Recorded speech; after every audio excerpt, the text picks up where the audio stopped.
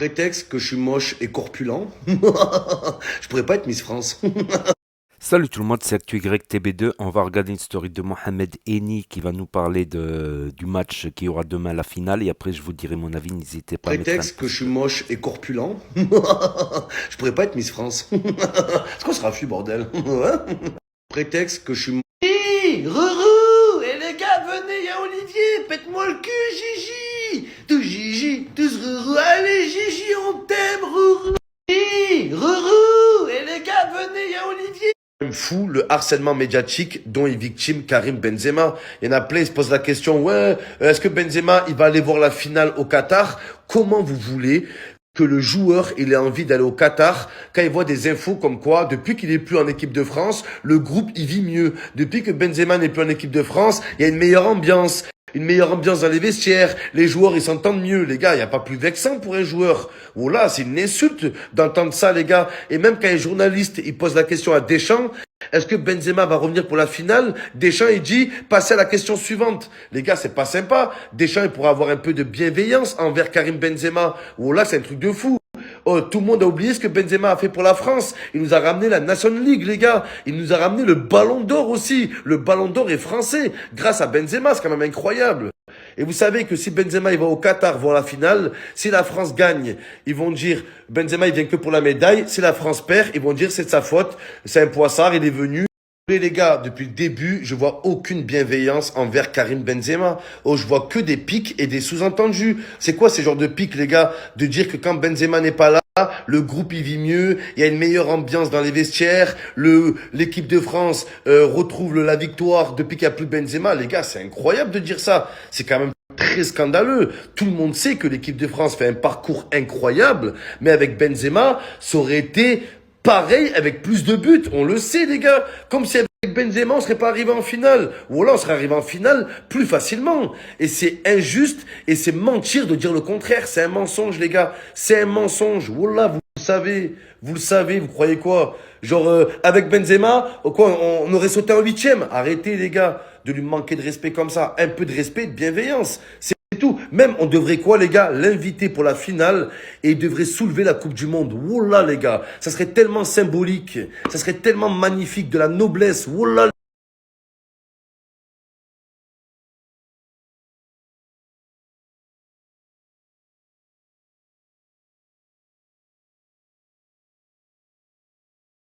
Lionel Messi, t'as toujours été mon joueur préféré. Je t'aime de tout mon cœur, Messi. Mais va te faire foutre. Allez les Bleus! Allez l'équipe de France! Elle est pour nous la Coupe du Monde. Messi, je t'emmerde. Et je te rogne. Et je vais me désabonner de ton compte Instagram, Messi. Allez les Bleus! La France avant tout. Les gars, ce match, c'est pas France-Argentine, c'est France-Lionel Messi. Voilà, il y a plus de supporters de Messi dans le monde que de l'Argentine. Et c'est trop spécial, les gars. Voilà, bien sûr qu'on veut tous que Messi, il gagne la Coupe du Monde. On veut tous que Messi, il ait la consécration, les gars. Mais là, l'enjeu, il est trop grand. Je suis désolé, Messi. Mais c'est pour nous la Coupe du Monde. Voilà. On te laisse les Jeux Olympiques si tu veux. On te laisse la Ligue des Nations. Ah, voilà, si tu veux, les gars. Mais pas la Copa del Mundo, Messi. La vie de ma mère. Après, pour moi, c'est spécial. Vous savez que le plus grand fan de Messi, je suis un des plus grands fans. Voilà. Quand j'étais pas bien, il y avait qui? Messi. Quand j'avais pas d'argent, il y avait qui? Messi. Quand j'avais pas de travail, il y avait qui? Messi. Quand j'avais pas de meuf, il y avait qui, les gars? Il y avait Messi. Il a toujours été là dans les mauvais moments, les gars. Voilà. Des moments où j'étais à plat ventre, pas d'argent, pas de travail, pas de meuf, pas d'amis, pas d'avenir, rien, les gars. Mais il y avait Lionel Messi qui me donnait du bonheur. Voilà, les gars. Je t'aime, Messi. Je t'aime, Lionel. Merci pour tout le bonheur que tu m'as donné dans ma vie. Mais va te faire foutre, Messi. Allez, les Bleus. Ici, c'est la France, Messi. La vie de ma mère, 3e étoile, les gars. Voilà. Qu'est-ce qu'il a cru, Lionel? Qu'il allait passer avant le pays, les gars? Franchement, Lionel Messi, hein, un grand, grand respect pour ta carrière. Hein. Mais va te faire foutre, Messi. Allez, les Bleus. Allez, la France. Franchement, Lionel. Messi, je t'aime de tout mon cœur, mais va te faire allez les Bleus, allez la France pour une troisième étoile. Quelqu'un aurait vu mon coup, s'il vous plaît? Non. Donc voilà. C'était la story de Mohamed Eni, les amis. Donc demain, il va y avoir la finale France-Argentine et peut-être le dernier match de Messi. C'est incroyable aussi. La France encore en finale. Voilà, pour la deuxième fois d'affilée, ce qui est incroyable. D'ailleurs, j'ai l'impression que l'équipe du Maroc, quand ils ont joué contre la France, ils avaient un petit peu trop d'admiration. Bien sûr, il y a Hugo Lloris, il y a Mbappé, Griezmann, tout ça, Giroud, Dembélé, etc., etc. Bah, il en manquait pas mal. Il manquait Pogba, il manquait Karim Benzema. Voilà, on va voir cette finale. Moi, mon pronostic perso, je vois une victoire de la France. Voilà, avec peut-être, peut-être Khelaifi qui va peut-être un peu mettre la pression parce que Mbappé, avec 2 coupes du monde, il se rapprocherait de Pelé et ça va leur augmenter beaucoup avec 2 coupes du monde, ce qui serait incroyable à son âge. Voilà, l'équipe marocaine aussi est une équipe jeune. D'ailleurs, il y a eu le match de la troisième place. Malheureusement, le Maroc a perdu 2-1. Voilà, j'ai fait un petit débrief aussi de ce match. Donc la Croatie a marqué assez rapidement. Puis le Maroc a égalisé assez rapidement aussi. Le Maroc a eu pas mal de possessions. Bon, ils ont souvent couru après le score, voilà. Non, après la première mi-temps, ça se passait tranquille, tout ça. Et puis, à la fin de la première mi-temps, les Croates fustigent les buts marocains. 2-1, c'est très dur au moral de se prendre un but avant la mi-temps, mais ils ont bien réagi. Il y a eu pas mal de moments forts du Maroc. Ah, ils auraient pu égaliser plusieurs fois, notamment dans les arrêts de jeu avec une belle tête de En-Nesyri. Donc pour moi, cette tête, elle était dedans, c'était pareil. Voilà, le gardien, il n'était pas sur la trajectoire, il a sauté plus haut que tout le monde encore. Et elle aurait été dedans, ça aurait été pareil. Prolongation et au penalty, je pense que ça aurait été une autre sauce. Mais c'est déjà énorme, énorme. Premier club africain arrivé en demi-finale. Certes, on ne sera pas le premier club africain à atteindre la troisième place, mais voilà, c'est quand même énorme. En tout cas, premier club africain demi-finaliste, donc on peut que les remercier pour ça. Même si on peut faire de la critique constructive, point de vue jeu, c'est vrai que les buts marocains, chaque fois, c'est sur des erreurs d'inattention de la défense. Ils étaient lucides. Des fois, la lucidité, elle était.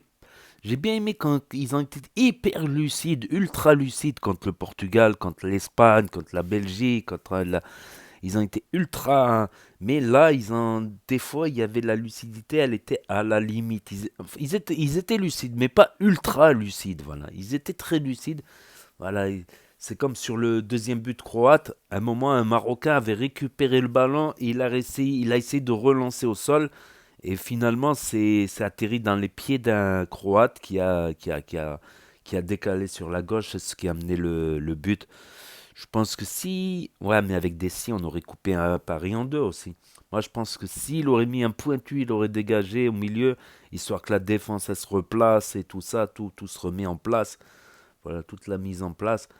C'est dommage. Souvent, on prend des buts sur des paires de balles bidons dans notre camp. Après, oui, c'est important de relancer proprement au sol. Quand tu sais que tu peux relancer proprement, que tu as un peu d'espace, tu peux relancer proprement au sol. Mais des fois, quand c'est un peu le feu, faut pas oublier. Je me rappelle aux écoles de foot, dégager en touche ou dégager au milieu de terrain. Voilà. Les bases qu'on a appris quand on était petit. Voilà. Donc, je pense que cette équipe, elle est encore jeune, elle peut travailler, elle peut s'améliorer, Inch'Allah. Ziyech, je trouve qu'il a fait beaucoup de bien techniquement, même s'il a eu quelques pertes de balles, ça arrive. Il a amené beaucoup d'occasions dangereuses, Ziyech, Bouffal aussi, n'en parlons pas. Unai aussi, même. Amrabat, toujours aussi magistral en milieu de terrain. Pas grand-chose à dire. Nos deux titulaires défenseurs centraux, tout le mondial, ils étaient blessés au retour de blessure et ils se reblessent.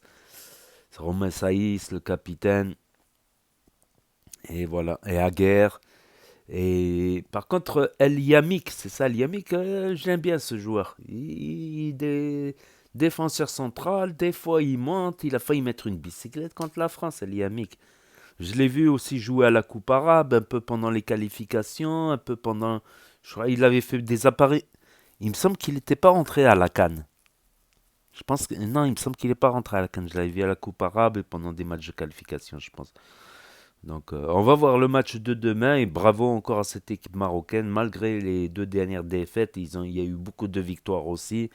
Voilà, faut voir le verre à moitié rempli et l'exploit. Et on est rentré à tout jamais dans l'histoire comme étant le premier club africain à atteindre les demi-finales. On est rentré à tout jamais dans l'histoire. Ça aurait été bien plus, mais bon, voilà. N'hésitez pas, et demain, les Bleus. Donc, n'hésitez pas à me dire ce que vous en pensez dans les commentaires, à mettre un pouce bleu, à vous abonner, à cliquer sur la cloche. Et je vous dis à très bientôt, les amis, les potos, pour de nouvelles vidéos. Merci d'avoir regardé. C'était Actu YTB2. Tchuss.